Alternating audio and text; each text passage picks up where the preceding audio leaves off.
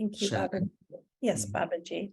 Thank you. If you'd like to speak with Babaji directly, you can feel free to chat me and I will make that happen. There's also, Baba, already a couple of questions in the chat. First is, why do we meditate? And how does one transition from one-pointed chanting to empty mind? Why do we meditate? If you ask this question to anybody, they'll say, oh, I want to get a little centered. I want a little peace. But the real reason for meditation is to identifying with that which is whole within yourself, which is complete unto yourself, which never changes. There are two aspects of our life.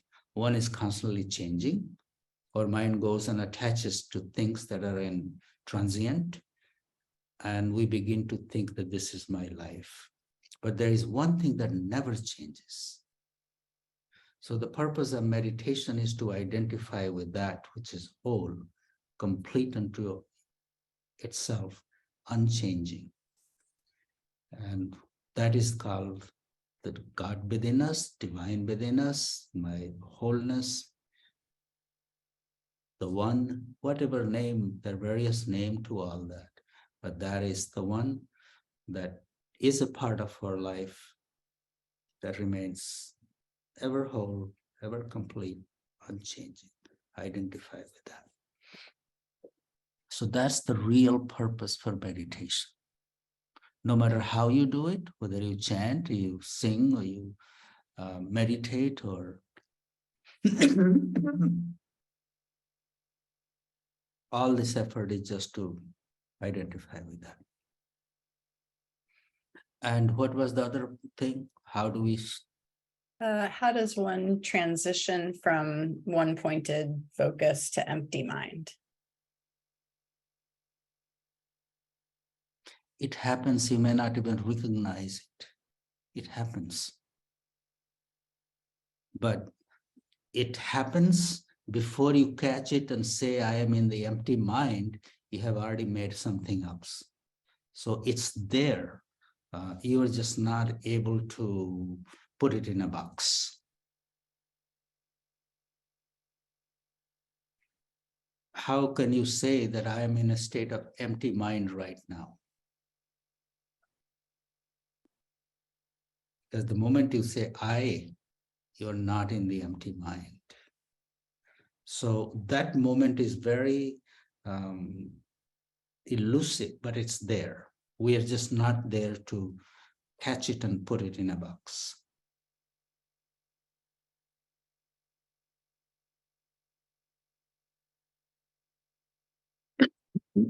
You are breathing. Breathing in, breathing out, breathing in, breathing out. There is a little space. After you have breathed in, before the breath begins, there is a little space. After you have breathed out, before the next breath comes in, there is a little space.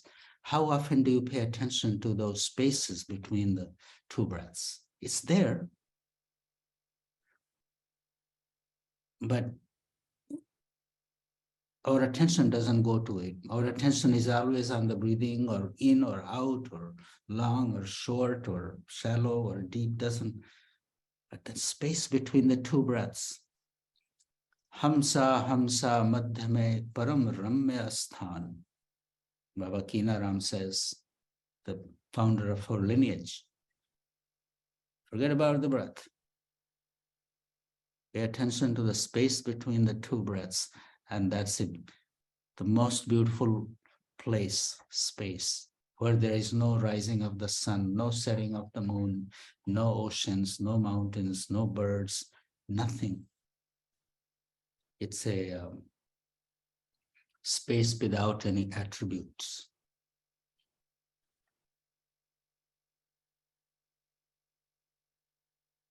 But our mind's nature is the moment we get a glimpse of that space, we try to define it. how can we put a definition around something that is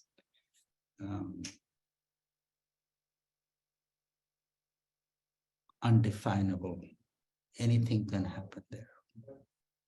So it happens, whether you chant or meditate. Even in meditation, people say, I had a terrible meditation. I don't never believe that. Because even in the terrible meditation, there were spaces, there were times that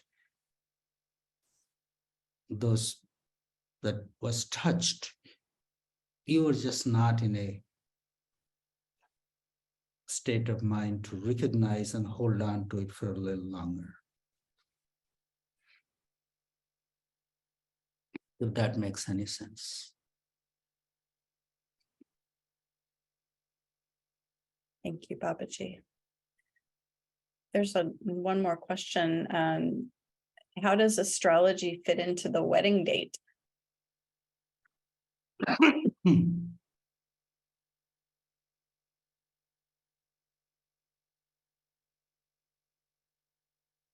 It's a very complex science, but they look into the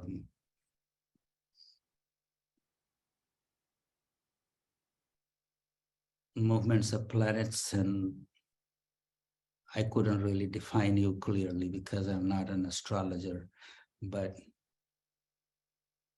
it's very common. People look into the auspicious dates for those things.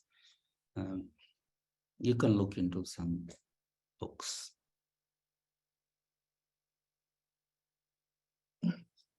It's very common. People who believe in it, they believe in it, and we also believe in. We do our Havan on the full moon night, so that's also a part of astrology. We are part of we are interconnected. The planets affect our mood, and planets affect our this life's journey. Little bit. Not too much. I don't believe in astrology to that much, but a little bit. If it's falls into it, and if I can do it, then I take help of it. If I don't. That's not the answer you're looking for, but I couldn't go into talking about astrology right now.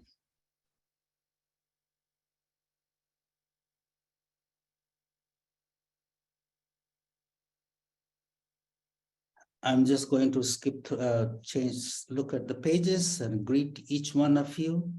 And I see you, your smiles and I could start calling you by name, but I'm not. And just wanted to greet you and say hi and wish you a wonderful week ahead. Please stay in good health, and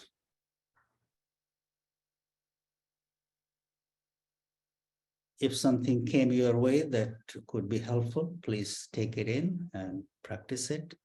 I'll see you again. Please stay there and say hi to each other. I will take leave from you. Thank you very much.